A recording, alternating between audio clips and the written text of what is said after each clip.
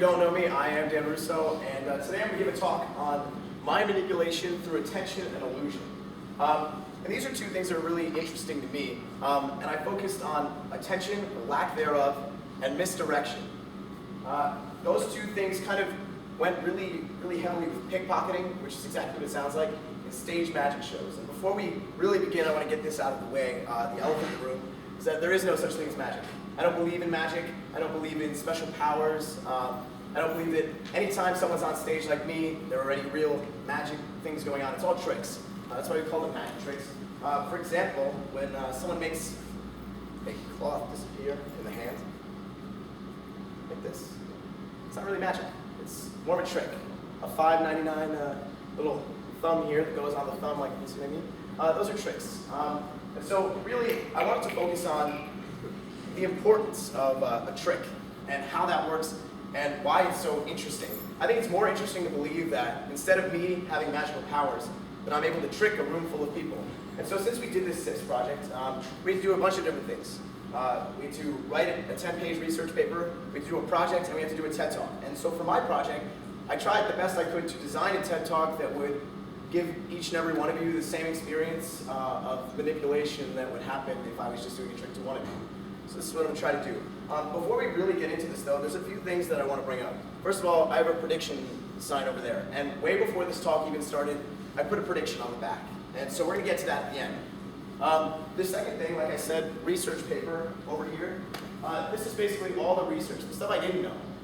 And it's kept in there. And throughout the talk, I'm going to refer to this, and towards the end, I'll bring that out as well. On the other side, we have a banana on a stand. And I just want you to be aware of when that's there and when it's not. And lastly, I want you to say hello to the person next to you on either side. If there is someone on either side of you, I have some suggestions what you can say. Those are just, yeah, right? Okay, well, I've done this a couple times now. I've practiced it, and we're about 2.5 minutes in. And so at this point, I need all of you to close your eyes. Close your eyes. Now, this would be a great time to steal the banana, wouldn't it? And some of you just opened your eyes because you knew you could open them real quick. See, I'm psychic. I knew what was going to happen. But close your eyes. I'm not going to steal the banana at this point. You just said hello to the people next to you. Do you know what they're wearing? Keep your eyes closed. Does anyone know what they were wearing? Do you remember? Because that would be, yeah, all right. Now you can open your eyes and check. See if you knew what they were wearing. That's lack of attention. For those of you who didn't know, that's lack of attention. And that goes hand in hand with something that I want to explain really quickly. For girls who are on the phone, you probably know this all the time. If you're painting your nails and you're on the phone, how many multitaskers do we have out there? I mean, guys, too, multitaskers. You can do more than one thing at once. If you're painting your nails while on the phone, you can do both of those at the same time. You could probably give equal attention to both, because one is a motor control and the other one is kind of a mental thing going on. But say that nail polish spilled. Then you come into an area where you go, hold on a second, and you put the phone down, you try to clean things up. It's because we really can't, while we like to think we're multitaskers, we can't section things off, and that's where I'm playing with attention. So the first thing I want to bring up is pickpocketing. It's exactly what it sounds like. I don't do it to get money, I do it for shows, and then I give everything back. But I'm going to give you an example of how that works. And so misdirection is a really key thing that I use in pickpocketing. But misdirection is not pointing over this way and doing something over here. It's moving frames around your body. And so to give you an example of that, I filmed a video for this, and this is me bringing you in real tight. And there's going to be a poker chip, and I just want you to follow what happens here. So. Now, right here I have a poker chip. Watch carefully.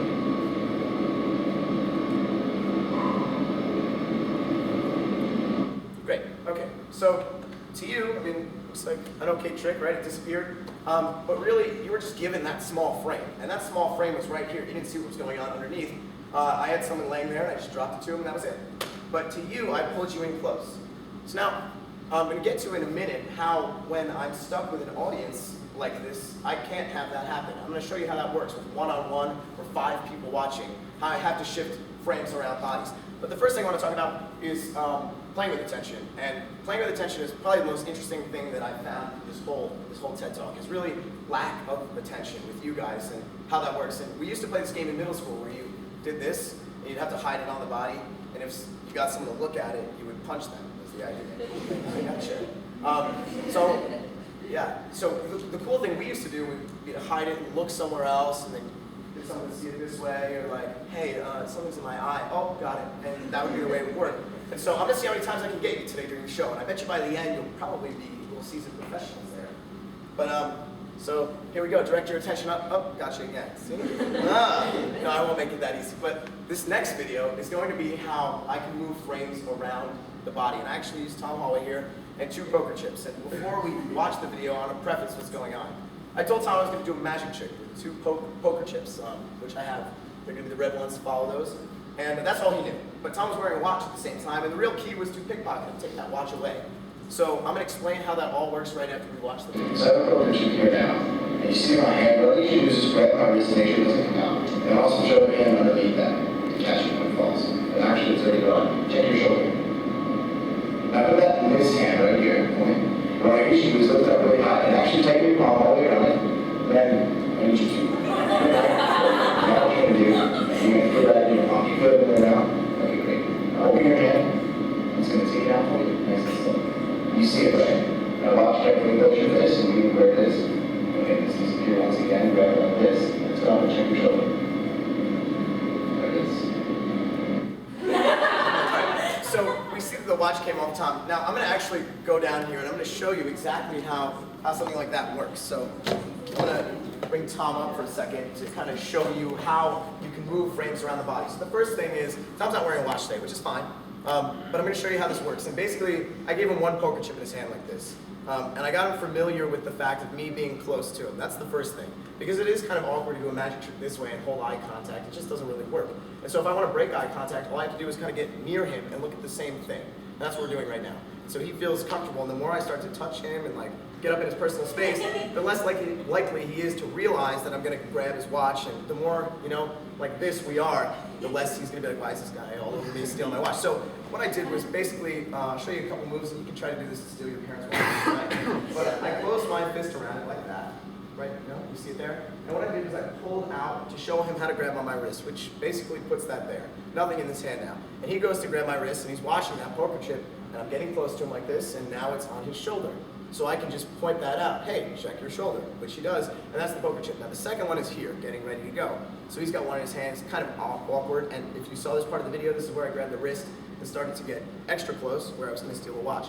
At this point, I'm not going to show you how to steal a watch because I don't trust all of you, but if I was going to show you how it's mostly all these wrist motions, and so the watch would be off at this point, and I basically just move everything around his person. So you can sit down for me. Thank you, Tom. Now, during this, there are a couple things that are going on in Tom's mind. First of all, this is what we're looking at here. At the forefront of his mind, he's taking in a couple things. Audio signals, visual signals, and I'm giving that to him. I'm looking at him, and I'm looking around his body in places that I'm not putting my hands so that I can move around and basically get his attention elsewhere. So to be able to steal a watch, I don't want to make it look like I'm even interested in the watch. And so I ask him frequently to check his shoulder, which then gets him to access files in the back. And that's what he's doing. He's looking for something else. So he thinks, okay, I'm going to catch him in a magic trick. I'm going to see him moving this around. And if I mess up that magic trick, that's not what I was going to do. I was really interested in stealing a watch. So can I have, Julia, do you mind? I'm going to have you pick a card. Yeah, you want to just get up and kind of face everybody. Yeah. So I'm just going to flip through. Just say stop wherever you feel comfortable. Oops, sorry, just going to take the top card. And you can yell that out to everybody. I've seen it. I know the trick. Yell it even louder. 9 of hearts. 9 of hearts. Okay, great. And give Julia a hand there too. Great. I'm going to get rid of this deck I don't need. Now, I told you a couple seconds ago that I was going to explain to you how I move the chips around Tom's body. You want to stand up for me again? Again, I didn't have a watch to steal from him, but what I did do is while you weren't all paying attention, while you were looking at Tom, reach in your pocket for me. Check here. I put a 9 of hearts on him while we were doing this. And you didn't pay attention to that because that's not what you were looking for. You were looking for how I moved it around his body. So we're going to, that's great, thank you. You can take a seat too. So that's the first example. The next example, did anyone notice the banana's gone? Did anyone see that? You saw a couple people. Good. You're paying attention to that. You guys are the ones that when I said it at the beginning haven't stopped looking at that, right? That's basically what's been going on. Where for a lot of you didn't notice it's gone. I'm going to get it. 1 second. I'll give you a second chance on this one. We're here. So when that disappears, keep your eyes on it. I'm going to get back to now how we really started this whole talk. So I said I wanted to design a TED Talk that would really get all of you to realize the effects of having basically the one-on-one with Tom, but for an entire room. And it's kind of difficult to do. But when we went to SUNY New Paltz, we had to look for books that were on our topic. And I happened to get really lucky and find a book called Sleights of Mind by Stephen L. Macknick and Susanna Martinez Conde, which are a husband and wife, pair of scientists. They're neuroscientists, and they had the same question that I did, really. They wanted to know what scientific measures were behind the human body reacting to magic tricks. And so they teamed up with a bunch of magicians, famous magicians from Las Vegas. Penn and Teller were one of them, or were two of them, and the other one was Apollo Robbins. Apollo Robbins, for those of you who don't know, has a headline show in Las Vegas. He's a master pickpocket. That's his whole job, is to walk around and be a pickpocket and give everything back. He's also on Brain Games. I don't know if you've seen that show. But it's a great show, so you can check it out. But he is the one that I've been studying really closely to figure out how to steal watches and do all these things about moving frames of attention around the body. And so all three of them worked together to write this book, and I thought it was the most perfect thing. I actually have a picture of the book right here. And I'm going to bring the book down to the audience to show you guys just how great it was. I mean, they basically went into every famous trick, every famous magic trick on stage and up close. And they not only explained how it was done, but they explained the body's reaction and how we use frames and sight lines and blocking and misdirection to really bring this whole thing about. So I'm going to bring this book down into the audience. I have a copy of it here. And I want someone who, let's go with, so you want to help me out here? Sure. Okay, so I have a copy of the book, Sleights of Mind. If you want to just check it out real quick. This is the book that I was talking about. And I liked it so much that I got a copy of it. And so what I want you to do is, I'm going to bookmark a page in the book here. I just need you to tell me when to stop. I'm just going to go back and forth with this playing card until we're good. So just let me know. Right there. I'm going to bookmark a page. Now what I need you to do is really loud, read the page number and the first word on the page. See that? Darsh, can I go for it? 144 and Wonder. Can you say that louder so we can hear it? Page 144 and Wonder. Wonder. So page 1, I'm going to give you the book, and I want you to hold it above your head the whole time. I was getting a workout here. So I want you to remember that. And so I was talking before about my research, really. That was one of the key things that I had to do. And before the show, while I was compiling everything, I put some stuff in here. And so what I did was, I imagined taking page 144 out of the book, ripping it out, writing the word wonder on it, and putting it in this envelope. And I'm not going to touch this now. I just want someone to grab the envelope off, and then pull out whatever's inside. You want to do that for me? Great, thank you. And while you're doing that, I'm going to go back up on stage. Did you get it? You want to show that to everybody? So that's your page. So if you want to flip to page 144 for me, because you're probably assuming that it's still in there, I want you to find page 144 in the book. Darshan, you got that? Yeah. I don't have my glasses, guys, so I can't see it. When you get to page 144, open that up so everybody can see what's going on there. Yeah, hold it up so they can all see how that works. See, page 144 is actually not in the book at all. It's if you want to kind of put those things together, I mean, you can kind of see that it's a ripped page. Yeah, bring it over there.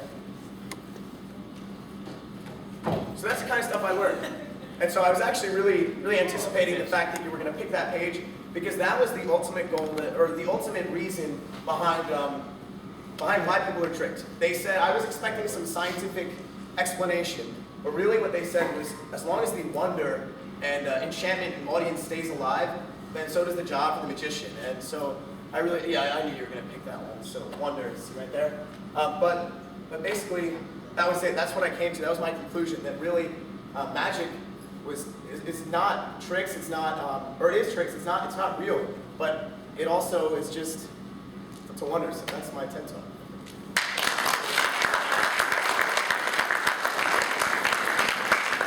All right, let's give it up for Dan. Come on.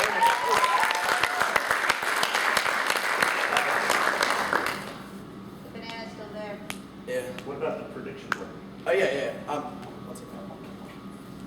While he's getting that ready, I'll just talk a little bit about what's going to happen tonight. If you're interested, at SUNY New Paltz, Arlington, Dover, Highland, and Wappingers have all been working on projects just like this, and they're going to be presenting their TED Talks tonight starting at 6 o'clock. We're not going to be able to replicate that, but, damn, the banana's gone. I'm actually right here. Oh my God. I was after a little misdirection. Now, I am actually not done yet. I just wanted to pull your attention. attention around. See, there is one more part of all of this. You know, there wasn't really much to predict because this wasn't a magic show. There was nothing I was setting up the whole time. But wow, I messed up there. But I want to ask you one thing. Was I really predicting anything the whole show, or was I just kind of using your attention against you there? And there it is. That's my real attention. There you go, guys. Thank you very much.